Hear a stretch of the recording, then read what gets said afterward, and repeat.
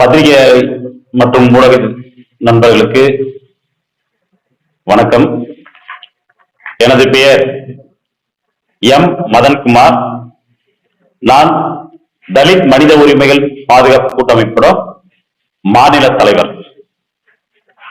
இந்த பத்திரிகையாளர் சந்திப்பு எதுக்காகன்னா ஒரு முக்கியமான விஷயத்துக்காக இந்த பத்திரிகையாளர் சந்திப்பு நடைபெற்று கொண்டிருக்கிறது. என்னன்னா,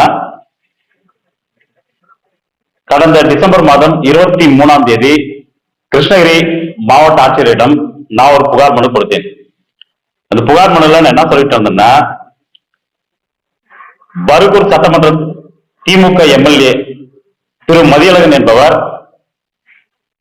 கிருஷ்ணகிரி மாவட்டம், கிருஷ்ணகிரி வட்டம், அக்காலபுரம் கொத்தப்பட்டா வருவாய் கிராமத்தில் மலை, குன்று, பாறை ஆகிய கனிம வளங்கள் மிக்க இடங்களை முறைகேடாக பட்டா மாற்றம் செய்து பத்திரப்பதிவு செய்து அவரது பெயரிலும் அவரது மனைவி, மகன் பெயரிலும் பத்திரப்பதிவு செய்து வங்கிகளில் பல கோடி ரூபாய் கடன் பெற்றுள்ளார். இதை முறையாக ஆய்வு செய்து கனிம வளங்களுக்கு கொள்ளையடித்த மலை குன்றுகள் எல்லாம் மீட்டெடுக்கணும்னு சொல்லி கலெக்டர்கிட்ட மனு கொடுத்திருந்தேன். அந்த மனுவை முறையே இன்னைக்கு விசாரிக்கவே இல்லை. கலெக்டர், வருவாய்த்துறையும் சரி, கலெக்டரும் சரி, கிருஷ்ணகிரி கலெக்டரும் சரி, வருவாய்த்துறையும் முறையை என்கொயரி பண்ணல, சம்மன் பண்ணல. நான் கொடுத்து பெட்டிஷன் கொடுத்து எந்த ஒரு என்கொயரியும் இல்லை. இது சம்பந்தமா நான் அன்னைக்கு 23ஆம் தேதி கிருஷ்ணகிரியில பத்திரிகையாளர் சந்திப்பு மூலியமா நான் கொடுத்த மனுல என்ன சொல்லியிருந்தோம் அதை மக்களுக்கு தெரியப்படுத்துறதுக்கு உடனே இவர் மதியழகன் என்ன பண்ணாருன்னா, ஜனவரி 4ஆம் தேதி என் மீது ஒரு புகார் கொடுக்குறாரு. அதாவது இதெல்லாம் நான் சரியா பண்ணியிருக்கேன், இந்த நான் புகார்ல சொன்ன மலை குன்றெல்லாம் கரெக்டா தான் பத்திரப்பதிவு பண்ணியிருக்கேன். ஆனா இதை முறைகேடா என்னை மிரட்டி அந்த பத்திரிகையாளர் சந்திப்புல கொடுத்து காட்டின வீடியோலாம் மிரட்டியோ போன் மூலியமோ என்னையும் என்னுடைய குடும்பத்தாரையும் 20 கோடி ரூபாய் கேட்டு மிரட்டுற, அப்படி நான் பிளஸ் இன்னும் ஒரு 5 பேருக்கு மிரட்டும் அப்படின்னு சொல்லி கம்ப்ளைண்ட் கொடுத்து 7ஆம் தேதி என் மீது வழக்கு பதிவு போடுறாங்க. கிருஷ்ணகிரி நகர காவல் நிலையத்துல 7ஆம் தேதி வழக்கு பதிவு பண்ணி 17ஆம் தேதி என்னை அரெஸ்ட் பண்ணி கூட்டு போயிட்டு என்கொயரி பண்றாங்க. என்கொயரியில் நடந்த நான் சொல்றதை விட்டுப்பட்டு அவங்களா ஒரு ஸ்டேட்மெண்ட் எழுதிக்கினாங்க. அதுக்கப்புறம் நான் போயிட்டு இது பண்ணிட்டு இருந்தேன். இதுல முக்கியமா என்ன சொல்றேன்னா, அவர் அந்த புகார்ல என் மீது கிருஷ்ணகிரி காவல் நிலையத்தில் கொடுத்த புகார்ல குறிப்பிட்ட எந்த ஆவணமும் அவர் தேர்தல் பிராமண பத்திரத்துல குறிப்பிடல. அதுக்குண்டான ரெக்கார்டு என்கிட்ட இருக்கு. இது சம்பந்தமா இன்று தேர்தல் ஆணையர் சந்திச்சு பருகூர் சட்டமன்ற உறுப்பினர் மதியழகன் அவர் எம்எல்ஏ பணி தகுதி நீக்க செய்யணும், அவர் மேல சிபிஐ என்கொயரி வேணும் அப்படின்னு சொல்லிட்டு மனு கொடுத்திருக்கோம். அவங்க பரதர நடவடிக்கை எடுக்கணும்னு சொல்லியிருக்காங்க. இது முழுக்க அவரு முறைகேட பத்திரப்பதிவு செஞ்சத மறைச்சியும் தேர்தல் பிராமண பத்திரத்துல முறையா கணக்கு காமிக்காமலையும் பல கோடி ரூபாய் பேங்க்ல கடன் பெற்றிருக்கிறது குற்றச்சாட்டு வைக்கிறான். வேற ஏதாவது கொஸ்டின் சார்?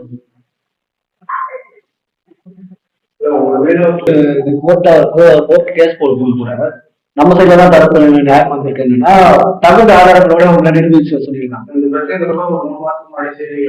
செய்தி ஜே நியூஸ் செய்தியில பிளஸ் சோசியல் மீடியாவில் யூடியூப் சேனல்ல செய்தி அந்த செய்தியை வச்சுதான் அவரை நாங்க 20 கோடி ரூபாய் கேட்டதா எம்எல்ஏ வழக்கு கொடுத்து எஃப்ஐஆர் போட்டிருக்காங்க. அப்படி 20 கோடி ரூபாய் கேட்டு கேட்டதுனாக்க நான் எந்த டேட்ல கேட்டேன், எந்த இடத்துல கேட்டேன், அவங்க வீட்டுல இருக்குன்னா அவங்க வீட்டுல போயிட்டு கேட்டோம்னா அவங்க வீட்டுல இருந்து சிசிடிவி ஃபுட்டேஜ் ஒழுங்கா வேலை ஒர்க் ஆயிருக்கா? காவல் நிலையத்துல ஆதாரமே இல்லாம தான் வழக்கு போட்டுருக்காங்க எம்எல்ஏ. காவல் நிலையத்துல எந்த ஒரு ஆதாரங்களும் பொய்யான வழக்கு தான் போட்டுருக்காங்க. கோர்ட்ல உறுதிப்படுத்திருக்காங்க. நீங்க ஆதாரம் சப்மிட் பண்ணலாம், நீங்க ஆதாரத்தை சப்மிட் பண்ணுங்க, அதுக்கப்புறமா நாங்க அவருக்கு பிடிவாரண்டோ இல்ல அவருக்கான தண்டனையோ கொடுக்குறோம்னு சொல்லி ஹைகோர்ட்டே முடிவாக இருக்கு.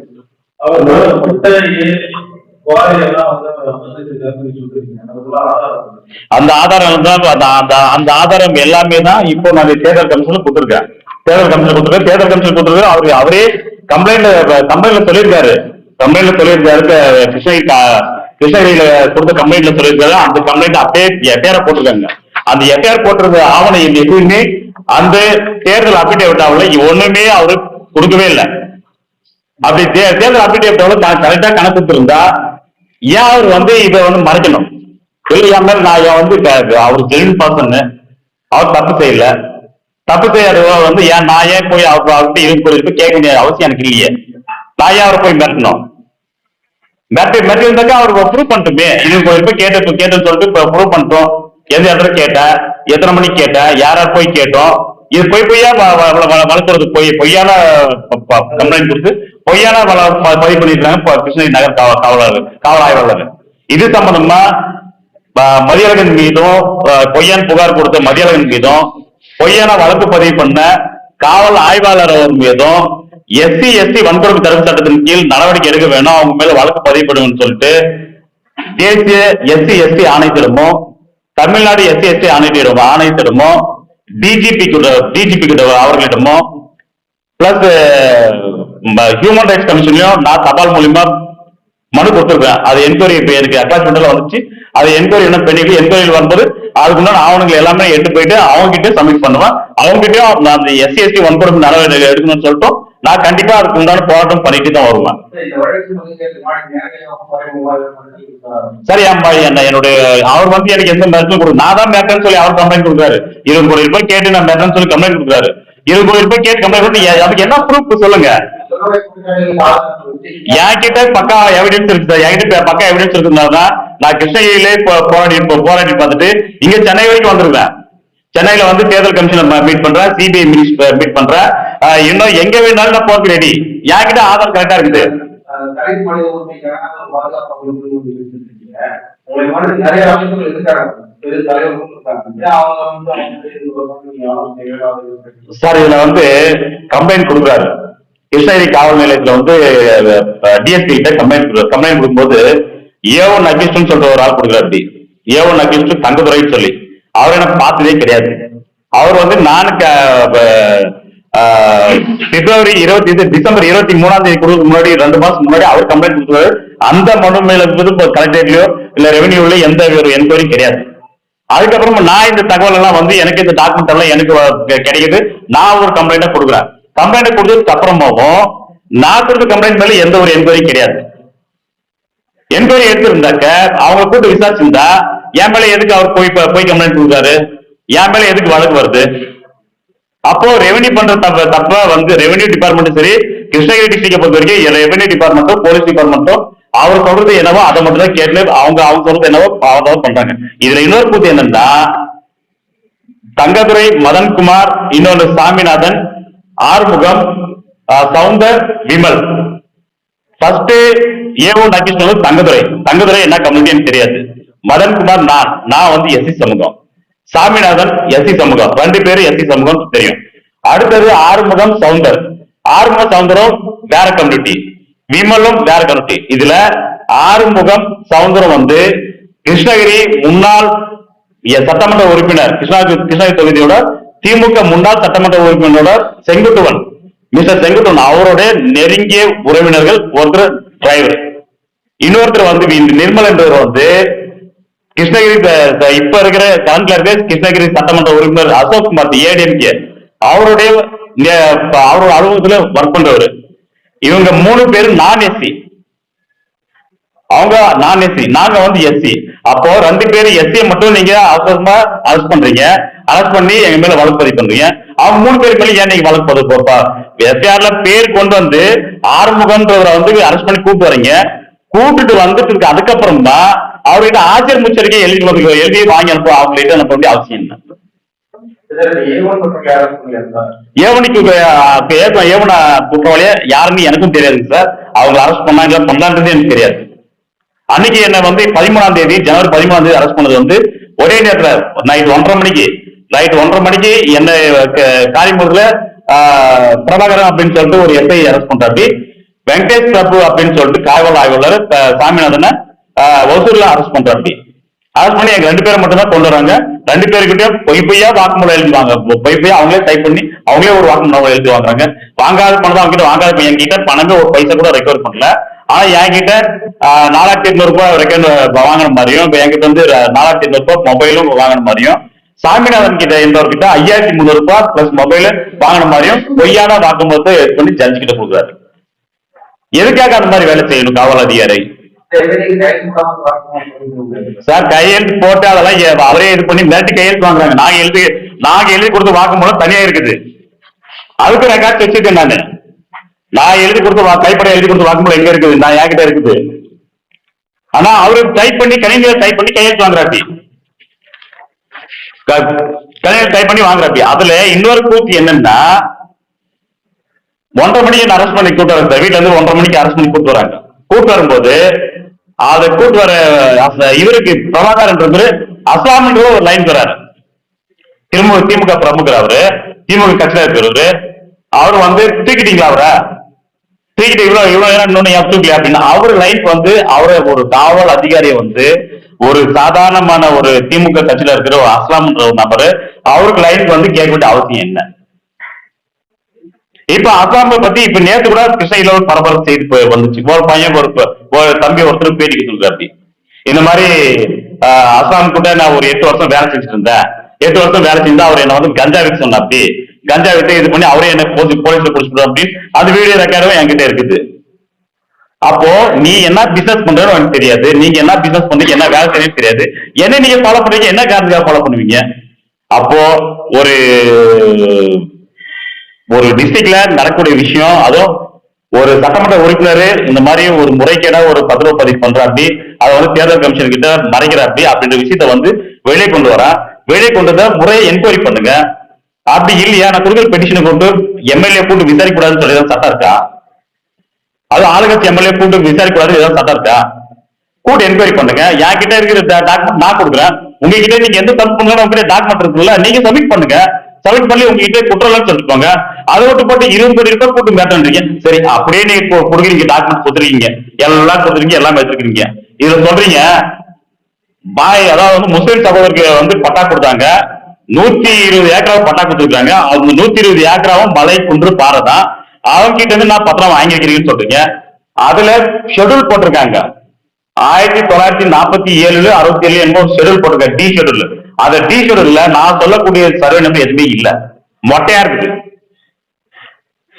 அது இல்லாம இத வந்து எப்படி அதை வாங்குறாங்கன்னா, தமிழ்நாடு எஸ்டேட் இனாம் ஒழிப்பு இந்த ஆக்ட் படி என்ன சொல்றதுன்னா, இந்த ஆக்ட் என்ன சொல்றதுன்னா, எந்த அரசு புறம்போக்கு பட்டா கொடுக்கூடாது, யாருக்கும் பட்டா புறம்போக்கு நிலத்துக்கு பட்டா கொடுக்கூடாதுன்னு சொல்றாங்க. ஆனா அதவே முறைக்கிற அந்த ஆக்ட முறைக்கிற பயன்படுத்தி பட்டா வாங்குறாங்க. சரி பட்டா வாங்கிட்டீங்க, முஸ்லிம் சகோதரர்கள் வாங்கிட்டாங்க, நீங்க பத்திரம் பண்றீங்க. 2017 அந்த எல்லாமே 2017 தான் டாக்குமெண்ட் நடக்குது. அவங்க மனைவி விஜயா மதியழகன், திமுக எம்எல்ஏ மதியழகன், அவருடைய மனைவி விஜயா, அவங்க பையன் கௌசிக் தேவ், அவங்க பொண்ணு சிவானி, இவங்க பேர்ல 4 பேர் பேர்ல 2017 பத்திரப்பதிவு நடக்குது. பத்திரப்பதிவு நடப்பது நீங்க ஏன் ஒரு சட்டமன்ற உறுப்பினர் ஏன் கரெக்டா வெரிஃபிகேஷன் பண்ண வாங்கல? சரி வெரிஃபிகேஷன் வாங்கிருக்கீங்கல்ல, நீங்க கணக்கு ஒரு சட்டமன்ற உறுப்பினர் வந்து ஒரு தேர்தலில் நிற்கும் போது அவருடைய சொத்தை வந்து கணக்கு காமிக்கிறாருன்னா முறையே எல்லா ஆவணங்களும் கணக்கு காமிக்கணும்ல. இந்த இடத்துல என் பையன் பேர்ல இந்த இடத்துல இந்த ரெவன்யூ டிபார்ட்மெண்ட்ல இவ்வளவு சொத்து இருக்குது, இந்த சொத்தோட வேல்யூ இத்தனை கோடி, இல்ல இத்தனை லட்சம், இத்தனை ஆயிரம் சொல்லி கணக்கு காமிக்கணும்ல. ஏன் இதை மறைக்கிறீங்க? பர்டிகுலர் நான் குற்றம் சொல்லக்கூடிய நிலத்தை வந்து நேஷனல் கமிஷன் கிட்ட ஏன் நீங்க மறைக்கிறீங்க?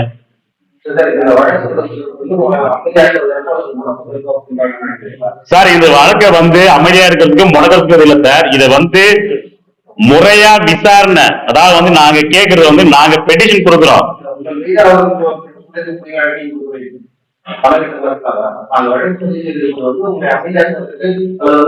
மிரட்டுறதுக்கும் நான் வந்து என்னோட போனு என்னோட நம்பர் எல்லாமே போலீஸ் இன்னும் கொடுக்கல, போலீஸ் தரப்புல வாங்கி வச்சுக்கிறாங்க, இன்னும் கொடுக்கல. கேட்டாக்க பகுப்பாய்வு பண்றாங்களா? என்ன பகுப்பாய்வு பண்ணுவீங்க? நானே எல்லாம் நான் பேட்டி கொடுத்தேன்னு சொல்றேன். பெட்டிஷன் கொடுத்தா மக்களுக்கு இந்த செய்தியை வந்து மக்களுக்கு தெரியப்படுத்தணும். எப்படி தெரியப்படுத்துறது? ஒரு கலெக்டர்கிட்ட பெட்டிஷன் கொடுத்துருக்கேன், அதை எப்படி மக்களுக்கு நான் தெரியப்படுத்துவோம்?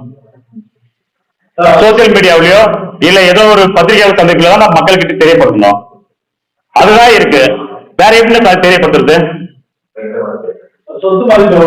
அதான் அந்த சொத்து மதிப்பு வந்து கோடிக்கணக்கான ரூபாய் சார். அது பர்டிகுலரா எவ்வளவு கோடின்னு நான் சொல்ல முடியாது. கிட்டத்தட்ட 124 ஏக்கரா, 124 சம்திங் ஏக்கரா. அந்த நிலம் ஃபுல்லா எல்லாமே மலை குன்று கனிம வளங்கள் நிறைஞ்ச மலைகள் தான், மலை குன்று பாறை தான். அது எல்லாமே ரெவன்யூ ரெக்கார்டு எல்லாமே என்கிட்ட இருக்கு. இததான் முறையை விசாரிக்கன்னு சொல்லி கேட்கறாங்க, அது விசாரிக்க மாட்டேங்கிறாங்க. சரி, விசாரணை எடுத்து பண்ணாலும் இவர் ஏன் தேர்தல் கமிஷன்ல இருந்து ஏன் மறைச்சிருக்கிறாரு? எப்படி தேர்தல் கமிஷன்ல மறைச்சிட்டு எப்படி அவர் ஒரு சட்டமன்ற உறுப்பினராக வந்திருக்காரு?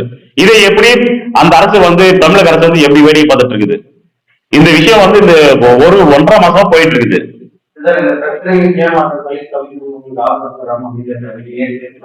அது வந்து போராட்டத்துக்கு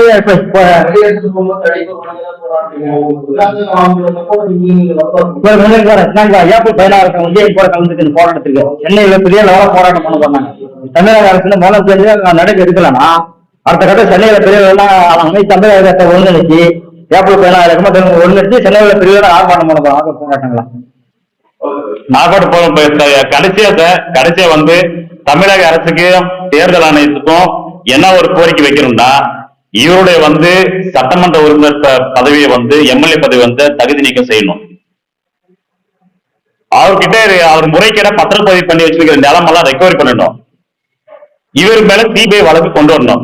இந்த நிலைமை இப்படி பண்ணி வச்சிருக்காருன்னா இன்னும் எவ்வளவு நிலம் அவர்கிட்ட இருக்கும், வேற என்னென்ன நிலத்தை அந்த மாதிரி முறைகேட பண்ணி வச்சிருக்கிறதுக்கு சிபிஐ என்கொயரி எனக்கு வேணும். பிளஸ் எலெக்ஷன் கமிஷன் கண்டிப்பா தலையிட்டு அதை முறையை ஆய்வு பண்ணி அவரை வந்து தகுதி நீக்கம் செய்யணும். இதுக்கு வந்து நம்ம தமிழ்நாடு திமுக அரசு வந்து சப்போர்ட் பண்ணுன்றதை நாங்க கேட்டுக்கிறோம். எங்க அமைப்பு மூலமா நாங்க கேட்டுக்கிறோம்.